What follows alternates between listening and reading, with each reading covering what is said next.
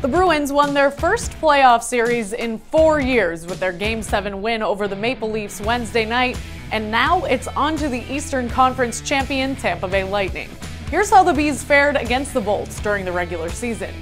Boston beat Tampa in 3 of their 4 meetings. The first was back in November, with the Bees winning 3-2 on their own ice.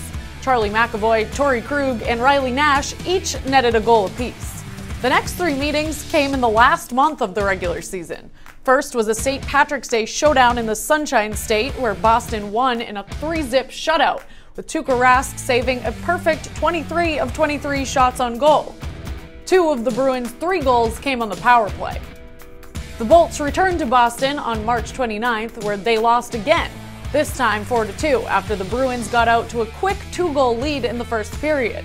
In their final meeting of the season, the Bees were shut out 4-0 as Andrei Vasilevskiy stopped all 33 of their shots on goal. Bruce Cassidy said after Boston's Game 7 win over the Leafs that he expects the recency of the team's past 3 meetings to help his team's preparation for the upcoming series. While the Bruins have a short turnaround, the Lightning's had a chance to rest and recover since they put their series against the Devils away in 5.